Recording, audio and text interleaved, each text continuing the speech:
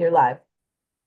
All right. Good morning, everyone. This is House Rules meeting on January 30th. We have two items on our agenda for this morning. The first is a resolution to review and possibly vote on regarding remote voting authority. And then we are going to hear a bill that our committee has received, H49, around an electric roll call system, just for a bill introduction. So with that, let's take a look at this draft resolution. Betsy Ann, if you wouldn't mind walking us through it. Sure, Madam Speaker, would you like me to do share screen? Yes. Okay, one moment here. All right, technology. Yay. So, Madam Speaker and members of the committee, pursuant to your request, Madam Speaker, this is a draft that would provide limited remote committee voting through the remainder of calendar year 2025. It's based on the House's prior authority that the House has provided itself via resolution like this last biennium that provides a limited number of days in which a member of a House committee can participate remotely in that committee and count to a quorum while participating remotely and vote while participating remotely. And this, similar to, if it will allow me to scroll over, hooray, it is based on your last authorization that you provided in 2024 via 2024 HR 13. If as a recall here, in 2024 HR 13, the House provided itself with the authority for House committee members to count toward a quorum and vote remotely in House committees if a member had tested positive for COVID and was within a period of isolation, and for not more than 3 days for any other reason. And you see in our last language that you had adopted that the member would just need to notify the committee chair and clerk that the member is exercising that remote voting authority and count toward a quorum, and that the committee clerk would need to record any vote cast by the member as a remote vote and track the number of days that the member was exercising the member's non-COVID-19 remote voting authority. So this version of this resolution that you have before you today would be applicable through the remainder of calendar year 2025. And it would provide that through the remainder of this year, each member of a House committee is authorized to vote remotely in that committee for not more than 3 days. And it's for any reason. This draft would eliminate, would not use your COVID remote voting authority that you had used previously. It's just 3 days for any other reason, for any reason. And with that same language, the member needed to notify the committee chair and clerk that they're exercising that remote voting authority and the authority to count toward a quorum for that purpose.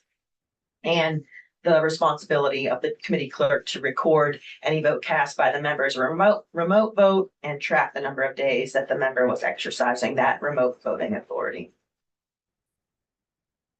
Okay. Any questions for Betsy Ann?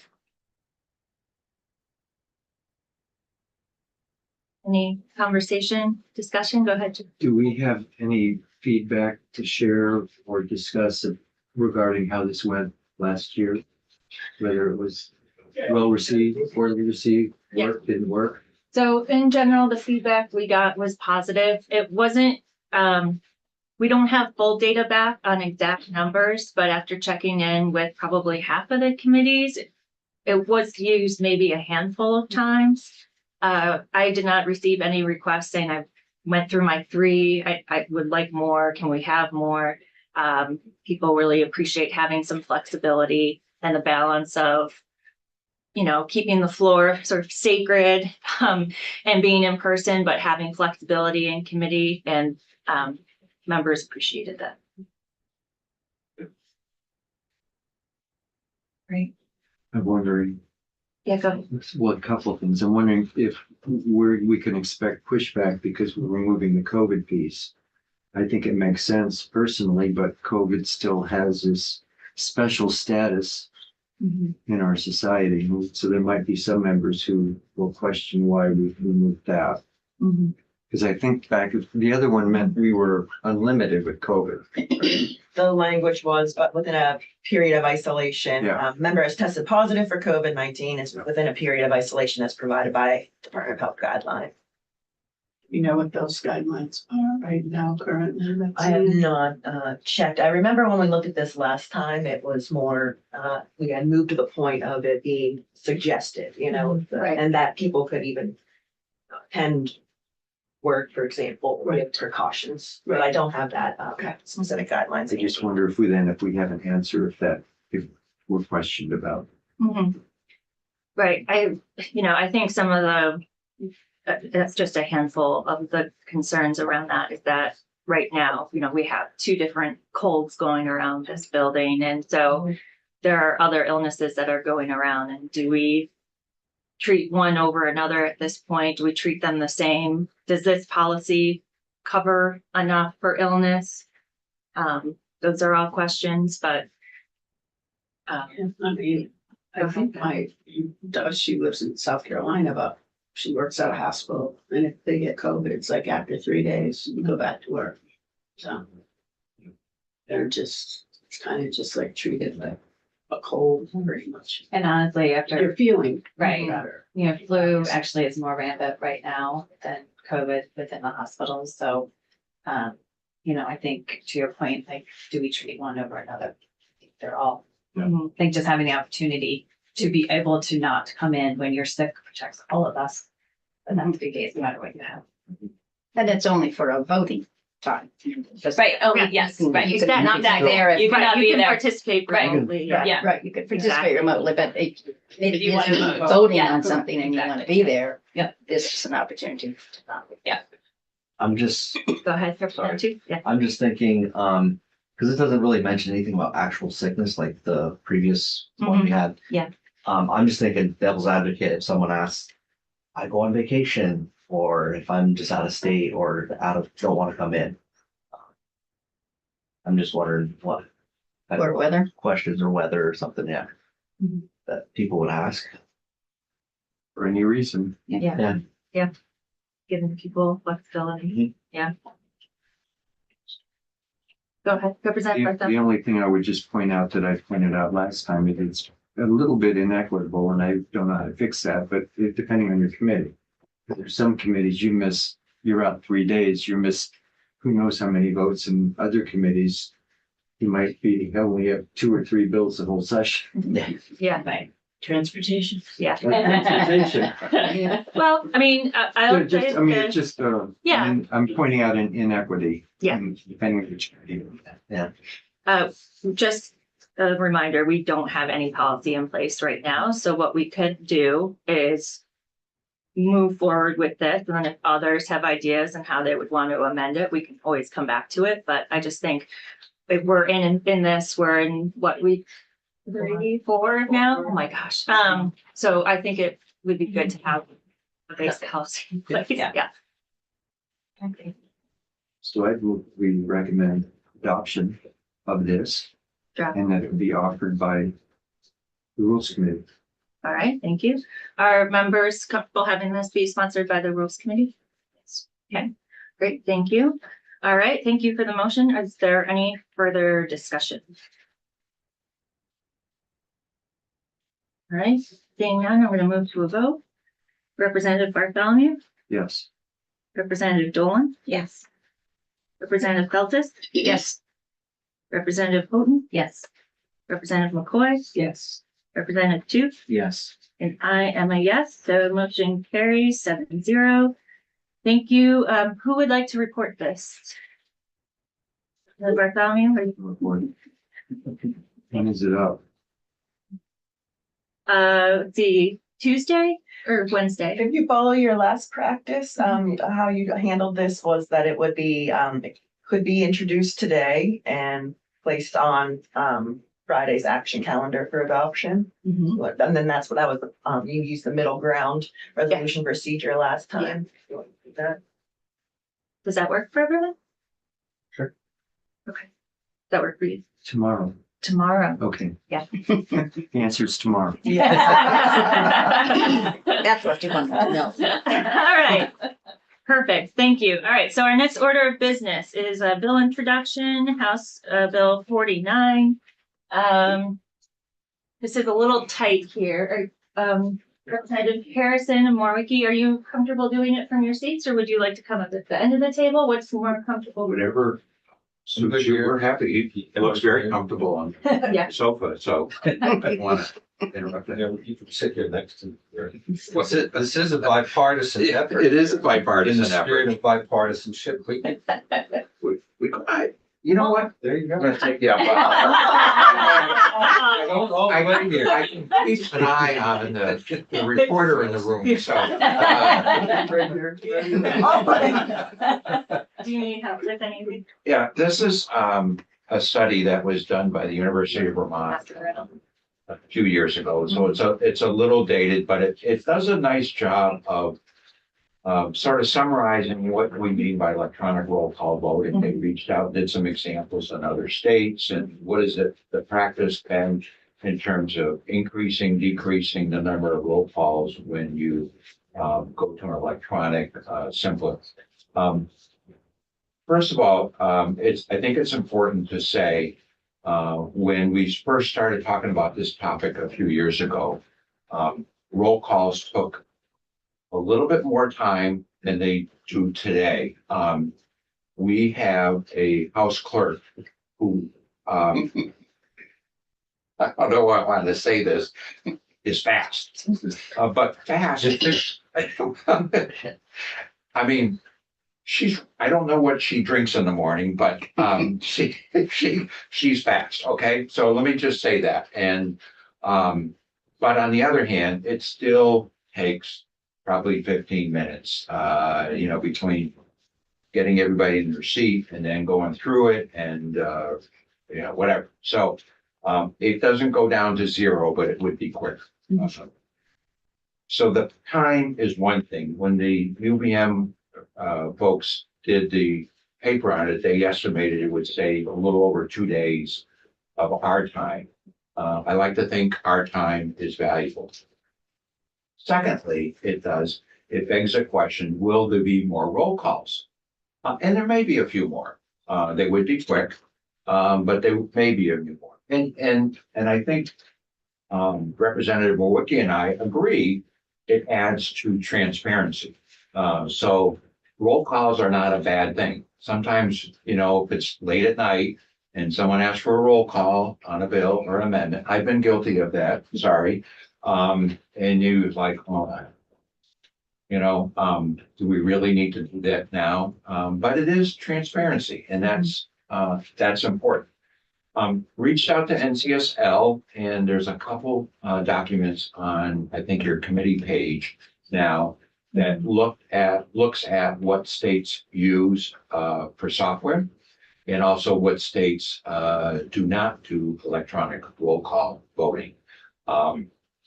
There are only 2 states that they could confirm as of yesterday that do not do electronic roll call voting: Vermont and Wyoming. Wyoming has 62 House members, and we're just talking about the House. Senate bodies tend to be smaller. There was a couple other states they couldn't confirm, including Delaware with 41 members and Hawaii with 51 House members. So they're smaller chambers. If we had a body of 40 members, this would probably be a non-issue. With our House clerk, it would be fast, really fast. So they are smaller. There was some question about South Dakota, and I haven't confirmed that. Why haven't we done it? Well, there's always an upfront cost. We reached out to our IT department, and they estimated somewhere between, I think it was 450,000, 475,000 to 700. It was kind of a back of the envelope thing. NCSL also gave us a chart which is posted on what states use for their voting software. Interestingly enough, we use in the clerk's office, I'm sorry, Madam Clerk, IRC, International Roll Call for company. Our software is called XML, XM Legislative. that's what the majority of states use. There's some other programs out there. So my unlimited understanding is it possible to tie in that directly, because that's the same software umbrella that most of the states that do electronic roll call voting already utilize. So, again, yes, there's an upfront cost. I think it would help us be more efficient in our work. It would help us be more transparent in our work. Some would say, well, we've done this way for 200 years. It's tradition. We like to be there and bellow our vote and clear. And it's time to change. Let go. Move on. Join the technology. We use technology in many, many ways. I think what's good is we're being streamed right now. That's part of open transparency.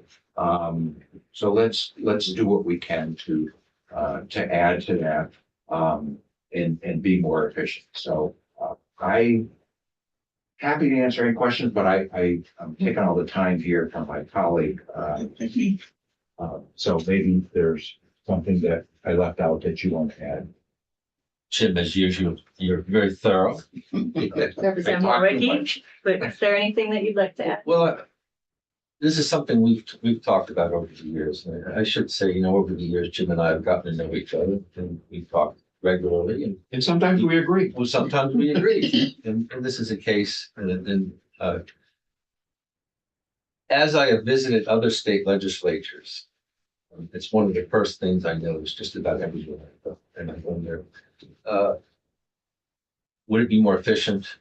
I think there's an argument to do that, more transparency. I think what it doesn't do, it does not preclude that, as our rules state, that you have the ability to make a statement to explain yourself. It doesn't change that. Just want to assure people of that. We don't want to do that, and hopefully we can continue the advice that vote explanations should be brief and frequent. But I support this. I hope we can consider this. I know this is, for some people, it will be a big change, but my guess is if we could institute this, it would take only a couple of weeks before people were on top of this and we wouldn't think twice about it again. It was startling to me to understand that there's the estimated could add 2 days of efficiency that we could work on other things. And it's one of the things I recognize is we usually leave something on the table because we run out of time. As life gets more complex and the issues become more deeper, have a couple of days to do something else would be worth a while too. So I support this. I hope you consider this and open to any question. Thank you. Representative Feltus, go ahead. I've not seen one of these systems in operation. Does the voting group and the public see votes as they are being cast with, They usually have a scoreboard. oh, okay. So I flick my switch and Patty flips her switch and somebody else does, and it shows up on the scoreboard in real time. Yeah, and I know some people say, we're a, living, working museum here. And, screens will, sort of detract from the aesthetics of the chamber. Well, the reality is, we've gotten over that. We have screens up when we do presentations. Sure. We put screens up when we did, when we were allowed members to read in. And things can be done tastefully. Whether I was they're just curious about the temper- spontaneity of usually a being able screen, to see yeah. the results. Right. Any other questions? Representative Tu? The question I have is, and I looked through the bill, is this just for when someone requests a roll call, or is this going to be for every single vote? No, there's no, that would be up to your committee, but Go ahead. It's constitutionally controlled when you do a roll call vote. When you have the yeas and nays printed in the journal, that's a roll call. So unlike other states, ours is limited to, you have to do a roll call for votes on the governor's veto, and then when requested by one member and sustained by 4. Other states require it for every bill passage, but ours is limited to those circumstances. So vetoes and at the chamber's discretion when with 5 members. So follow up on that. Yeah. I actually like this. Would we have to have additional language for it to be every vote? If we deem that would be, or would that have to go, would that be the constitutional amendment?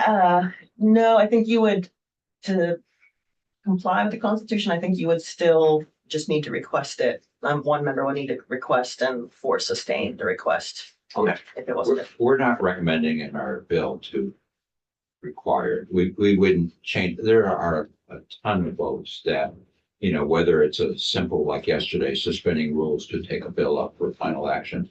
You know, typically, unless there's some controversy, we wouldn't want a roll call vote to suspend rules to take up a bill for immediate action. In my view, but that would be up to you folks to decide going forward. Because I love the idea of this bill, transparency, and I do feel like when we do have debates, it is, and then we might slow our debates down knowing that there's going to be a roll call at the end. And just transparency, every vote I take, I feel like my constituents deserve to know how I voted on that, even if I'm a little iffy on yes, yay or nays on those. So I just say I would like that problem, but I do appreciate you presenting this. Yeah. Representative Bartholomew and then Dolan. Just gonna point out, we would have to protect the vote explanations because that is in the Constitution. I'd like to do that. Yeah. So, Yeah, this doesn't address that right, at all. but, I read this by David Dean. He said, you have to allow for vote explanation. Of course, David. Representative Dolan. Yes, thank you for sharing this. I see that this is just for the House, piece of it, and you shared that it's just us in another state that are not using electronic vote. I wonder if there are other examples of where it's only one body of the legislature. Yeah. Okay, because I just feel like it'd be curious for us to get the interest of the Senate if they'd want to, because I'm assuming that would be part of the cost piece of it. You know, if we were set up and then the Senate also wanted to do it, so I just don't know how that would work. There are a number of states that do have it in both chambers, but not all states. House chambers, just like here, tend to be larger.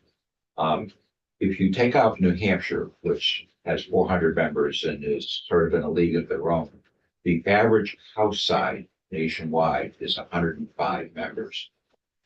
We are at 150, so we are one of the larger chambers as it is. So most of the chambers that are much smaller than Vermont still have seen the benefit or need to go to electronic roll call voting. But chambers, New Hampshire, for example, 400 House members has electronic roll call voting. Their Senate, 24 members, does not.